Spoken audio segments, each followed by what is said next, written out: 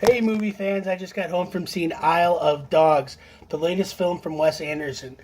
Wes is known for being one of the most introspective directors, definitely more of an independent, name with movies like Rushmore, Royal Tenenbaums, Bottle Rocket. But he has, over the last few years, kind of changed up the motif, a little bit more comedic in tone, a little bit more universally appealing with a movie like Fantastic Mr. Fox, incorporating stop motion, bringing it back to the big screen, and he does it once again in Isle of Dogs.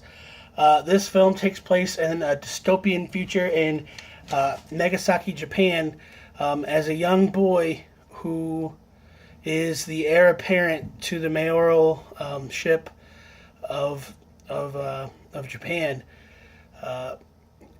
His uncle has decreed that dogs should be banned after studying his lineage, and they're more cat people. So they ban all these dogs to Trash Island. As any good 12-year-old boy and growing would be, he would be dismayed and disheartened, and he does what he has to do. He commandeers a fighter jet, and he embarks on a journey to find his beloved dog Spots. Along the way, he meets a pack of dogs that have been abandoned, known that they have this dog flu and they have this irritation on their skin. It doesn't stop him. He's kind of infected, but he doesn't care. What have you, he's going to solve this issue, save his dog, and that's that. The animation is absolutely gorgeous. Stop motion animation mixed with some CG, I'm sure. Where they, mix it here and there, I can't really tell you. I couldn't distinguish it, especially not on the first viewing, but I really enjoyed it. Some of the characters, like the boy pilot himself and a couple human characters, look a little out of place. I apologize, I have bronchitis. Look a little out of place here and there in comparison with the dogs, but it's a good medium mixing between these two species.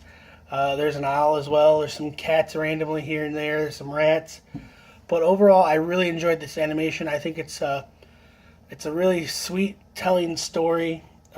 It's Wes Anderson in his most introspective writing capabilities, his storytelling, with a lot of more of a, I don't want to say toned down, but more of a relatable nature story. Who doesn't love a sweet dog? It is an interesting movie. I think it's worth checking out. A good amount of the film is actually in Japanese, and at least in my theater, we didn't have subtitles. It was a little hard to understand, fully grasp everything. But I guess in a way, it's to have you disorientated, as some of the characters are as well. There is quite a bit of interpretation and narration, but there's some things that left me aghast, not knowing exactly what's going on. I would have liked to have had some subtitles throughout, but that's kind of my only critique on the film per se. Really good voice acting. Don't want to spoil it. There's quite a bit of cast members in this film, big name actors that I think you'll enjoy, and also Yoko Ono, she's in there as well. Yeah, it's worth checking out. I apologize for coughing. I'm a little under the weather, but I wanted to get this review out, and I wanted to give my opinion. I would love to know what you guys think. Do you recommend another stop motion film, James and the Giant Peach? That's really good. If you have any recommendations, please leave a comment. It doesn't have to be stop motion.